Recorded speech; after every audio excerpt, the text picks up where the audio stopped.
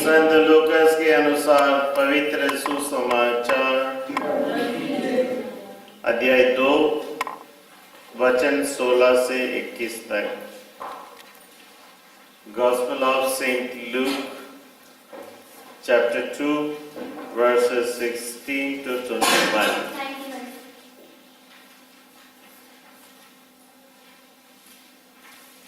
चरवाहा शीघ्र ही चल पड़े और उन्होंने मरियम, यूसुफ तथा चरनी में लेटे हुए बालक को पाया। उसे देखने के बाद उन्होंने बताया कि इस बालक के विषय में उनसे क्या क्या कहा गया है। सभी सुनने वाले चरवाहों की बातों पर चकित हो जाते थे। मरियम उन सभी बातों को अपने हृदय में रखकर उन पर विचार किया करती थी। जैसा चरवाहों ने कहा गया था, वैसा ही उन्होंने सब कुछ देखा और सुना। इसलिए वे ईश्वर का गुणगान और स्तुति करते हुए लौट गए। अब 8वें दिन बालक के कतने का समय आया तो उसका नाम यीशु रखा गया। स्वर्गदूत ने गर्भधान के पहले ही उसे वही नाम दिया था। यह प्रभु का सुसमाचार है।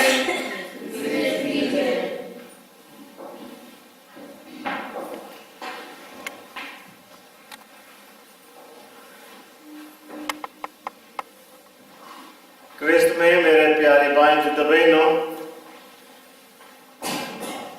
अभी हम लोग नया साल में प्रवेश कर चुके हैं। आप सबों को नया साल मुबारक हो। इस नए साल की शुरुआत में माता कलीसिया हम सबों के सामने माता मरियम को हमारे सामने रखती है। माता मरियम हम सबों के लिए इस नए साल में जीवन का साथी है। जैसे छोटे बच्चे मां के बिना अधूरा है, चिल्लाते हैं, रोते हैं, और जब मां मिल जाती है बच्चे शांत रहते हैं, खुश रहते हैं और मां के हाथ पकड़कर चलते हैं। वैसा इस नए साल के शुरुआत में हम अपने जीवन की यात्रा में अकेला नहीं है, मां हम सबों के साथ है। उस मां के हाथ पकड़कर चलना हम सबों का कर्तव्य है। जो मां के बिना चलना चाहेगा भटक जाएगा, खो जाएगा। ऐसी बात हुआ, एक आदमी स्वप्न देखा। प्रशांत, आप स्वप्न देखते हो? स्वप्न में उसको एक स्वर्गदूत दिखाई दिया और स्वर्गदूत ने उससे कहा, तुम्हें हर महीना 1440 रुपया तुम्हारे बैंक के अकाउंट में जमा हो जाएंगे। बोले कितना रुपया? 1440 रुपया रोज तुम्हारे अकाउंट में जमा हो जाएगी। कितनी अच्छी बात है सही में।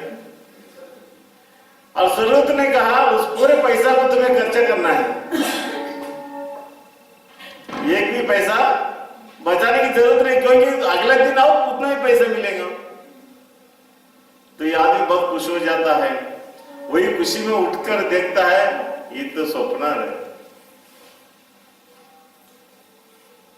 मगर स्वप्न से भी बढ़कर है, ये असलियत सच्चाई ही है कि ईश्वर हमारे एक व्यक्तियों के लिए जैसे ही हमारे लिए एक नया दिन खोलता है, खिलता है, खोलता है, 1440 रुपया नहीं बट मिनट देते हैं।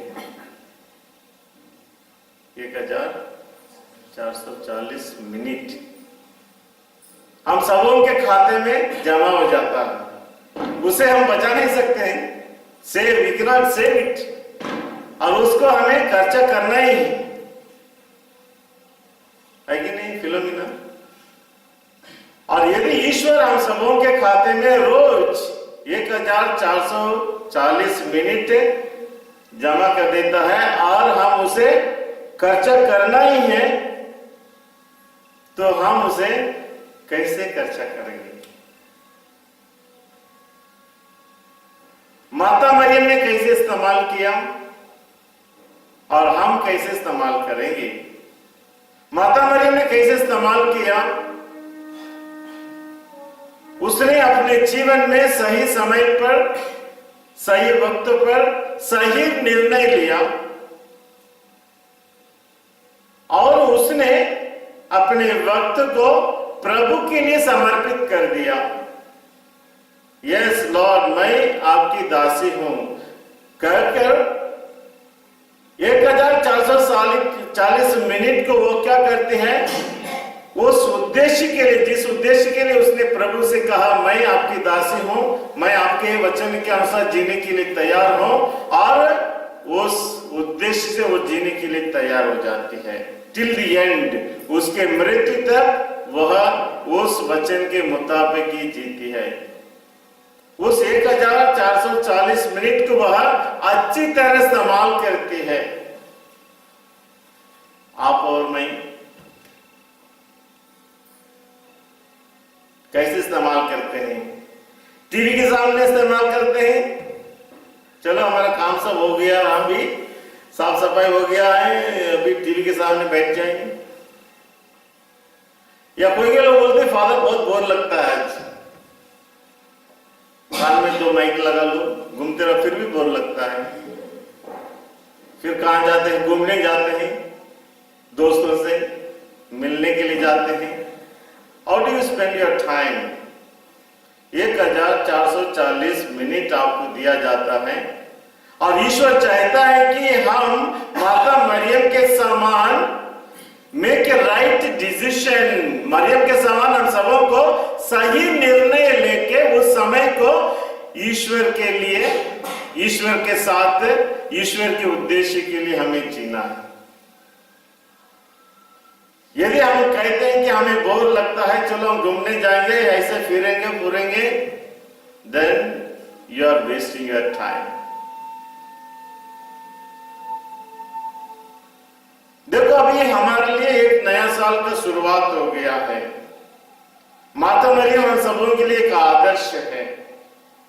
उन्होंने सही समय पर सही निर्णय लिया और कहा मैं आपकी दासी हूं, और आपकी दासी के समान जीने के लिए वो वचन देती है और जीती है। क्या हम ऐसा ही इस 1440 मिनट को बर्बाद करेंगे या ईश्वर के लिए, ईश्वर के नाम से जीने के लिए प्रयास करेंगे? माता मरियम ना केवल ईश्वर की मां है, और ईश्वर की मां कैसे बनती है? Because she give birth to Jesus. माता मरियम ईश्वर की मां बनती है क्योंकि उसने यीशु को जन्म दिया। और ये मां बनने के लिए उससे किसने कहा? किसने कहा? पिता ईश्वर ने कहा। यह मातृत्व जो मरियम को दिया गया है वो पिता ईश्वर की ओर से है। और जब इस मां को हम आदर करते हैं, जब इस मां को हम भक्ति करते हैं, ईश्वर की दर्जा नीचे नहीं होती है, क्योंकि ईश्वर स्वयं कहा तो मां बनो मेरे बेटे के लिए। और जब हम उसे मां कहकर पुकारते हैं, उसको आदर और सम्मान देते हैं, ईश्वर का नाम और सम्मान ऊंचा होता है। क्यों? क्योंकि यह ईश्वर की ही योजना है that she should become mother of Jesus। इसलिए जब हम उसे मां कहकर पुकारते हैं, मां के सामने आते हैं और उनके चरणों में बैठते हैं, ईश्वर की दर्जा कम नहीं होती है। और इस मां जो प्रभु की मां है, हम सबों की मां बन जाती है जब प्रभु यीशु क्रूस पर टंगे हैं। यूहन्ना से कहते हैं ये तुम्हारी मां। तब से वह हमारे एक व्यक्तियों के लिए, हर विश्वासियों के लिए और सारी मानव जाति के लिए मां बन जाती है। और इस प्रकार प्रभु यीशु अपनी माँ को सारी दुनिया के लिए माँ का कार्य करने के लिए समर्पित कर देता है। और दूसरी तरफ हम देखते हैं माता मरियम कैसे प्रभु यीशु को दुनिया के लिए दे देती है। कब देती है माता मरियम प्रभु यीशु को दुनिया की सेवा के लिए या मुक्ति कार्य के लिए कब समर्पण करती है? जब वह दोनों काना के विवाह में प्रवेश करते हैं। वहीं से प्रभु यीशु का सार्वजनिक जीवन का प्रारंभ होती है। और जब सार्वजनिक जीवन का शुरुआत होती है, माँ कहती है आज से बेटा मेरे साथ नहीं है, I have given him to the world. सार्वजनिक जीवन दुनिया के लिए हो गया है। तो वैसा माता मरियम और जीसस दोनों हम देखते हैं एक दूसरों को दुनिया के लिए हम सबों के लिए देते हैं। माँ अपने बेटे को मुक्तिदाता के रूप में देती है और बेटा माँ को हम सबों के लिए माँ के रूप में देते हैं।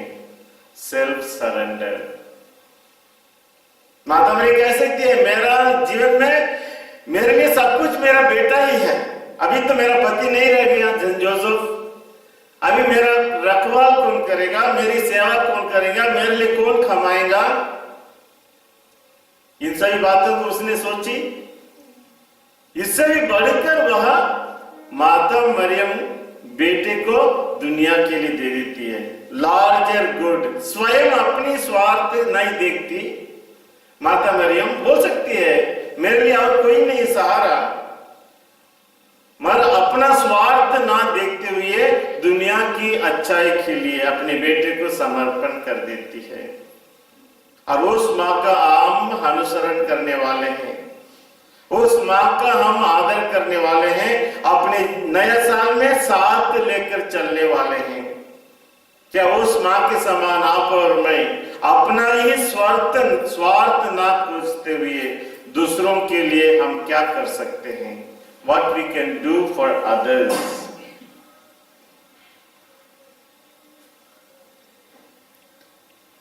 नीलम संजीव रेड्डी, कौन है वो नीलम संजीव रेड्डी? राष्ट्रपति, भूतपूर्व राष्ट्रपति। और जब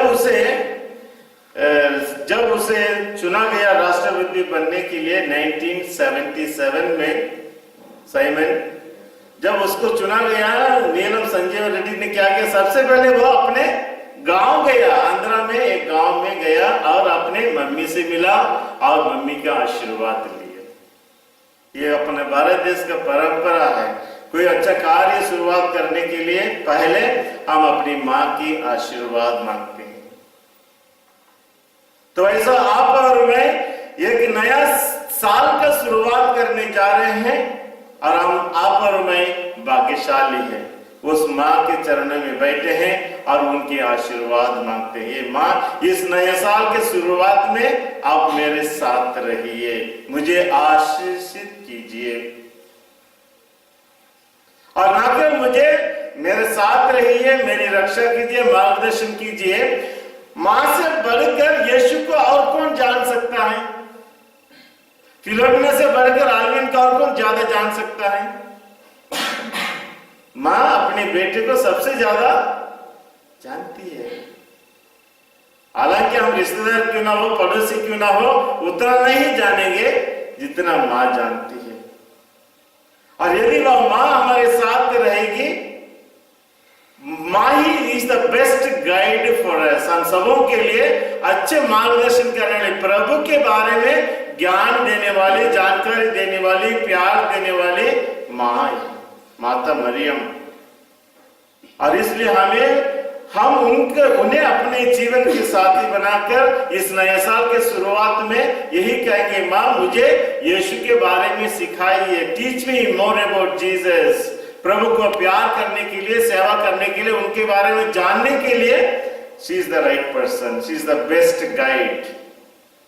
ना केवल अपने नए साल के लिए आशीष मांगेंगे, मगर हम मरियम से प्रभु यीशु के बारे में जानने के लिए, यीशु को और प्यार करने के लिए और प्रभु के रास्ते पर आगे चलने के लिए माँ ही हमें सही रास्ता दिखा सकती है। यहूदियों का ये कहावत है, यहूदी यहूदियों की कहावत है कि ईश्वर सभी जगहों पर रह नहीं सकता है, इसलिए उन्होंने महान लोगों को बनाया। ईश्वर प्रेम है और वह प्रेम बताने के अर्थ है कि सभी माँ लोगों में पाया जाता है। The love of God is found in every mother. हर माँ में उस ईश्वर का प्यार पाया जाता है। और कहते हैं जब हम परिवार में एक लड़के को शिक्षा देते हैं, सिर्फ लड़का शिक्षित होता है, मगर जब हम एक लड़की को शिक्षा देते हैं पूरे परिवार शिक्षित हो जाता है। नेपोलियन ने कहा, who is Napoleon? Bonaparte, French emperor. उसने कहा एक अच्छी माँ इज इक्वलेंट टू 1000 टीचर्स। एक अच्छी माँ 1000 टीचरों के बराबर कर सकती है। तो वो इसे मदर, माँ कौन है परिवार में? डैडी कौन है, माँ कौन है? Who is the greatest? लूकस बड़ा है या तेरेसा बहन बड़ा है परिवार में? In your family, in any family for that matter. परिवार में कौन बड़ा है? लूकस आप बड़ा है क्या तेरेसा बहन बड़ा है? तेरेसा बोल रही लूकस, और लूकस क्या बोलेंगे? बोलिए। हैं? मैं बड़ा, मैं छोड़ूंगा नहीं। आप कहीं से ऊंचा है, ये बड़ा बोल रहे आप? तेरेसा बहन से ऊंचा है। अच्छा आशीष, आप कुछ समय के बाद आपको शादी मिलने वाला है, आप कौन घर में कौन बड़ा बनेंगे? आप बनेंगे कि आने वाले बनेंगे? सोचूंगा। साइमन आप बोलिए, who is bigger in the family? आप है क्या सोने में? कैसे आप कैसे कहते हैं कि आप बड़ा हैं?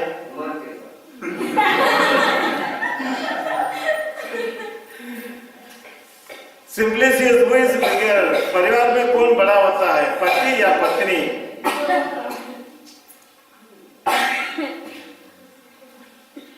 सिंपली जिम्मेदारी के हिसाब से दोनों बराबर है। फिर और कौन सी हिसाब है?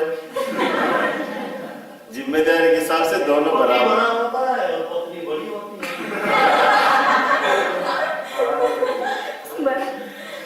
एक बड़ा होता है और एक बड़ी होती है। सही बोले?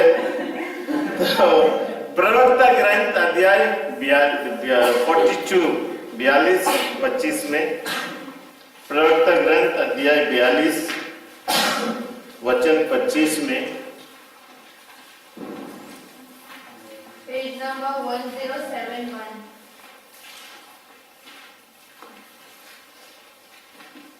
42-25 प्रवक्ता ग्रंथ पढ़िए।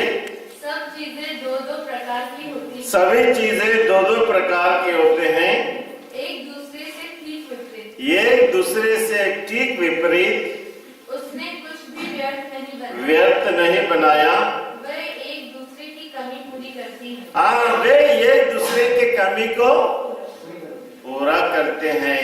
पति पत्नी से पूरा विपरीत है। ईश्वर ने दोनों को बनाया मगर ठीक एक दूसरों से विपरीत।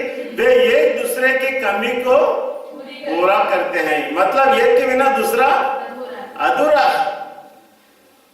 तो हमारा पैर लेंगे, हमारे पास दो पैर, राइट लेग और लेफ्ट लेग है कि नहीं प्रशांत? ये राइट लेग है, लेफ्ट बीच लेग इस पहला कौन है? वो इज इंपॉर्टेंट। एक दूसरे के ऊपर निर्भर है। जब तक एक पैर नहीं चलेगा दूसरों ऊपर उसके ऊपर निर्भर है। unless it moves it cannot move। और कभी ये पहला है दूसरा, ये पहला है दूसरा पहला। so both are important, both are equal। तो लूकस ऊंचा होने से बड़ा नहीं होता है। दोनों एक दूसरों के पूरक है। आपके बिना तेरेसा नहीं है, तेरेसा के बिना आप नहीं है। दो जैसे एक पैर दूसरे पैर के ऊपर निर्भर रहता है, वैसा पति पत्नी आपस में एक दूसरे के ऊपर निर्भर है, एक दूसरों के पूरक है। Without you other one is incomplete. और इसलिए दोनों बराबर महत्व रखते हैं, दोनों बराबर जवाबदारी लेते हैं और दोनों बराबर एक दूसरों की कमी को पूरा करते हैं। लूकस के सुसमाचार अध्याय 1:35 में हम पढ़ेंगे। लूकस 1:35।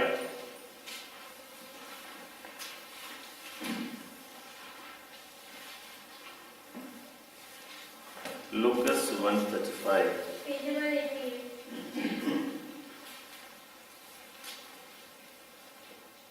स्वर्गदूत ने उत्तर दिया, पवित्र आत्मा आप पर उतरेगा और सर्वोच्च प्रभु की शक्ति की छाया आप पर पड़ेगी। स्वर्गदूत ने उत्तर दिया, पवित्र आत्मा आप पर उतरेगा, सर्वोच्च प्रभु की शक्ति की छाया आप पर पड़ेगी, इसलिए जो आपसे उत्पन्न होंगे वे पवित्र होंगे। इस 3 वचनों में हम क्या देखते हैं? आलविन, पवित्र त्रित्व के बारे में हम देखते हैं। पवित्र त्रित्व, स्वर्गदूत से कहा पवित्र आत्मा तुम पर उतरेगा, है कि नहीं साइमन?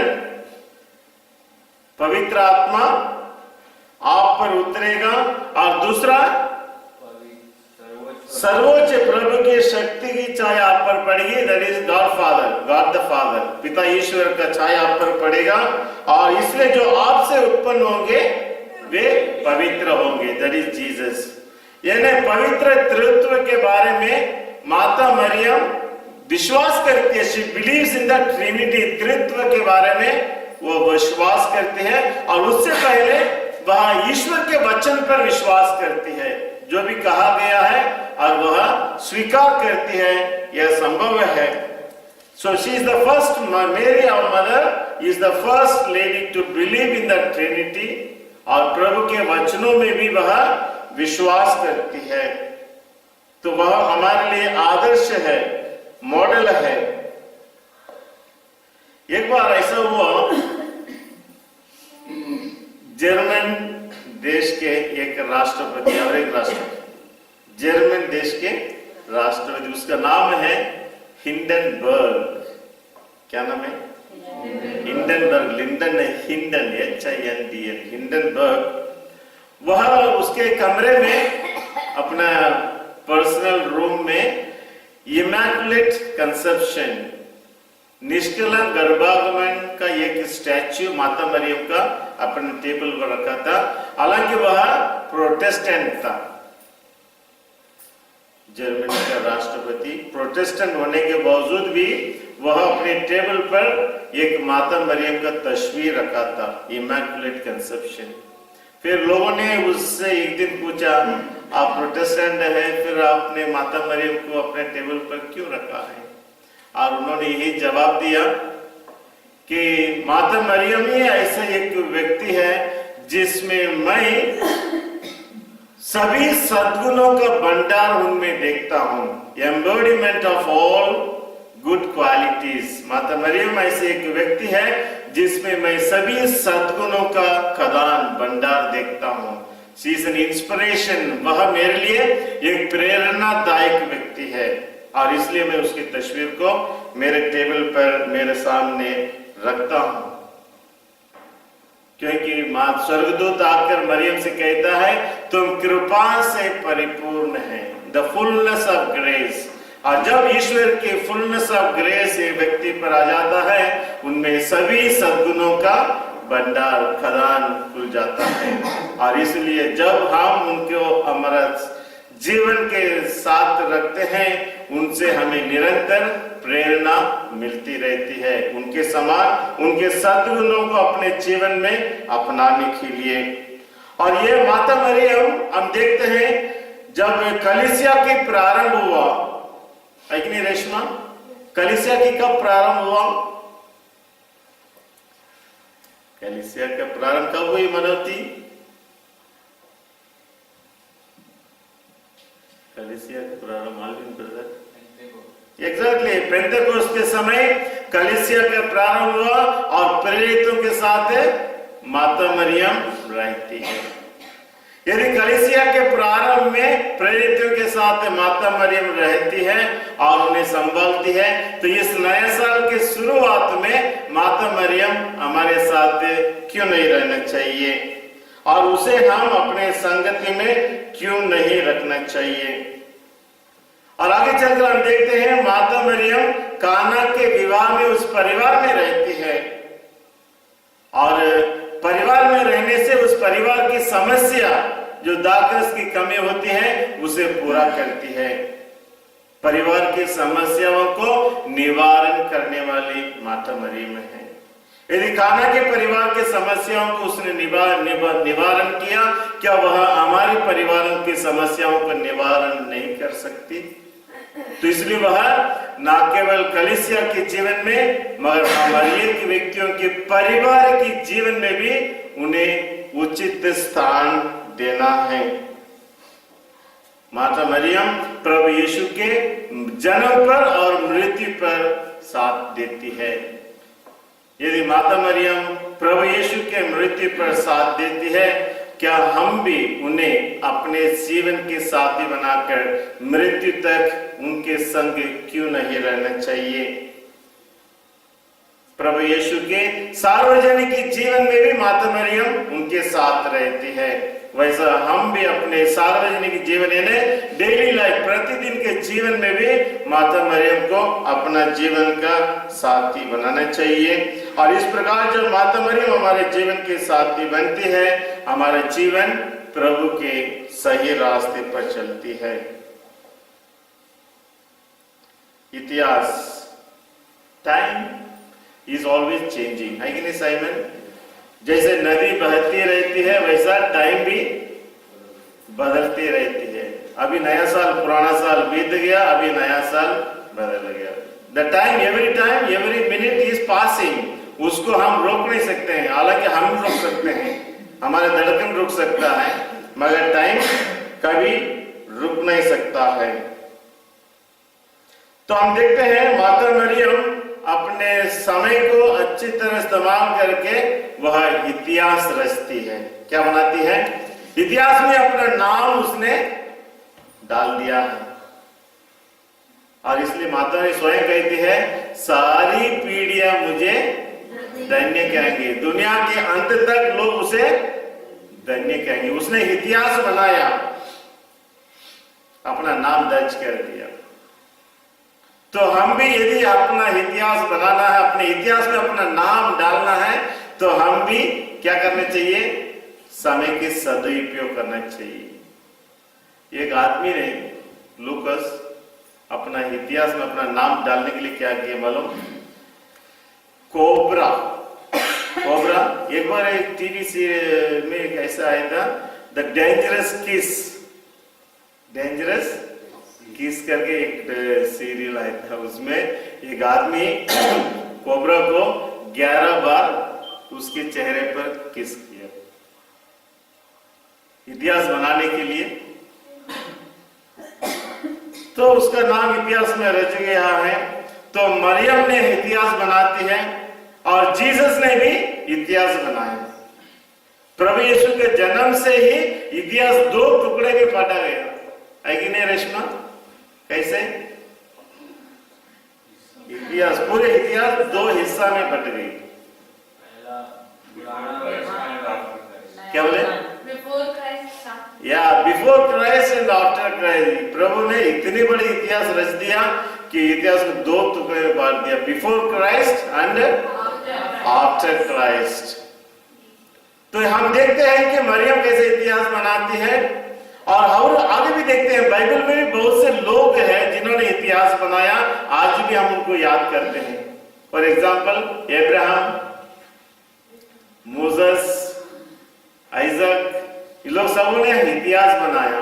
तो इनके जीवन में इतिहास कैसे बनाया, क्यों बनाया, कैसे संभव हुआ? इसलिए संभव हुआ, दे ऑप्टेड फॉर क्राइस्ट। ईश्वर को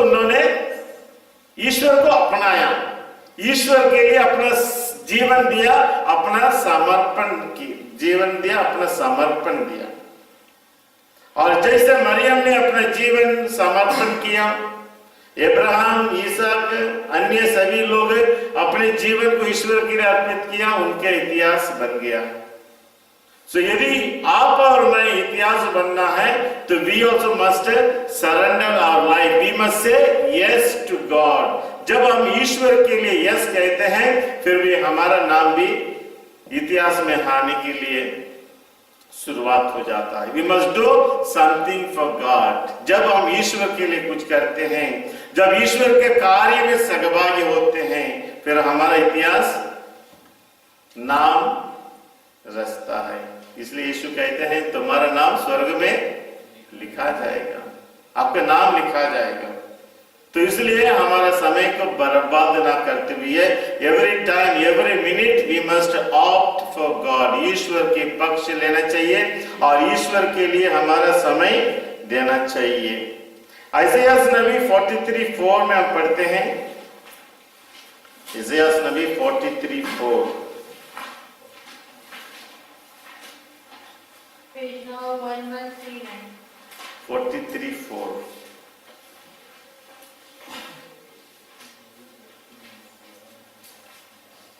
कौन पढ़ेंगे? तुम मेरी दृष्टि में मूल्यवान हो और महत्व रखते हो। तुम मेरी दृष्टि में मूल्यवान हो और महत्व रखते हो। महत्व रखते हो। इसाइया 43:4 हो। आप लोग इस वचन के मेरे पास दोहराइए। तुम मेरी दृष्टि में मूल्यवान हो और महत्व रखते हो और मैं तुम्हें प्यार करता हूं। तो हमारी एक व्यक्ति छोटे बड़े लंबे कद के और बड़े कद के, काले गोरे, हर व्यक्ति ईश्वर के लिए क्या है? प्यारे हैं। गॉड लव्स अस और ईश्वर की दृष्टि में हम सब कौन है? मूल्यवान है। नहीं बोलो, महत्व रखते हैं। मूल्यवान है, महत्व रखते हैं। उसे समझाने के लिए एक छोटे सी कहानी बताता हूँ। आलमीन ध्यान से सुनिए। आप स्कूल जाते हो, क्लास टीचर आता है, बहुत से 200 बच्चे लोग बैठे हैं। कितने बच्चे? 200, big class room it is. तो मास्टर के हाथ में फिलोमिना क्या है? चाकू है? नहीं, 1000 रुपया का नोट। कौन सा नोट है?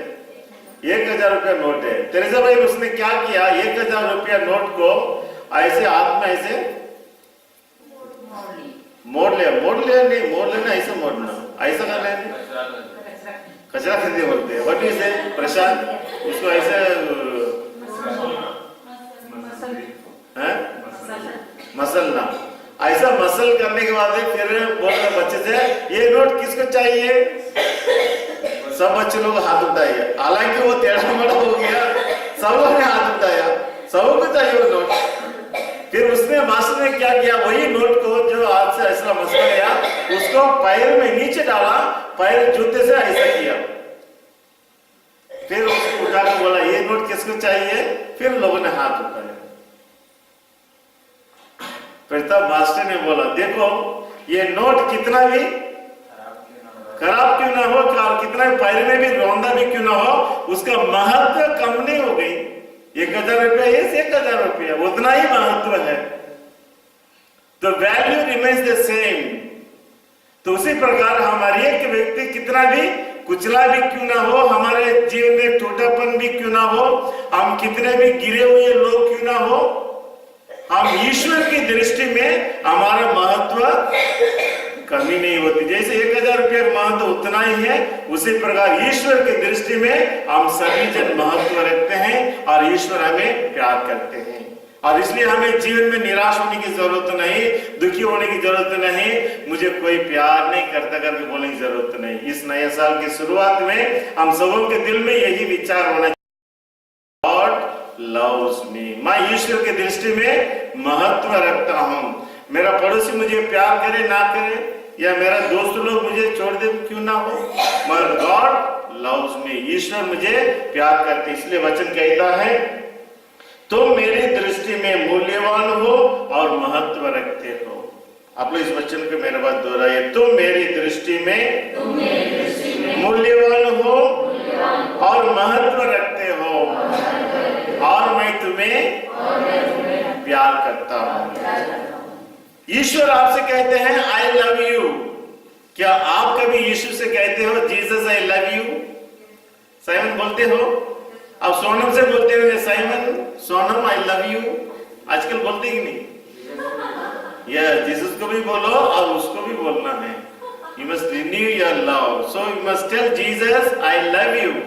और इसलिए हम सबों के लिए इस नए साल की शुरुआत में आश्वासन है कि गॉड लव्स अस, ईश्वर हमें प्यार करते हैं। और इसलिए दुनिया हमसे कुछ भी कहे, हमें निडर होकर इस नए साल की शुरुआत ईश्वर के साथ, ईश्वर के संगति में मरियम के साथ चलकर यीशु को जानने के लिए, प्यार करने के लिए और सेवा करने के लिए हम कोशिश करेंगे। तो आइए हम प्रार्थना करेंगे।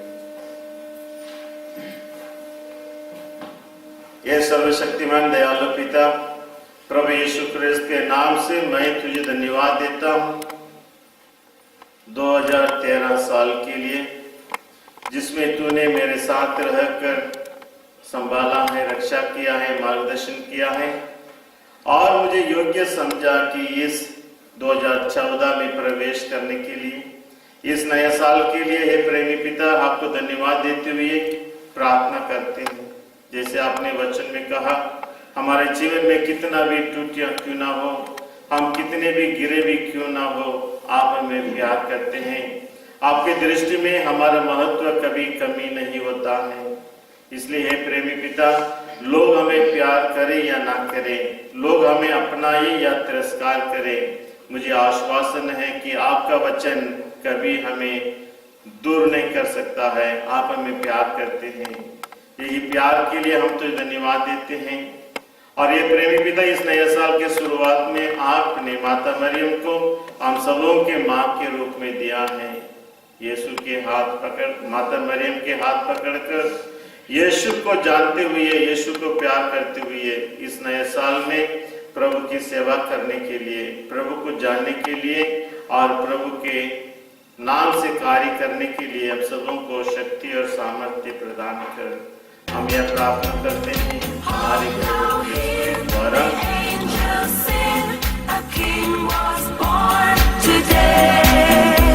And man will live forevermore because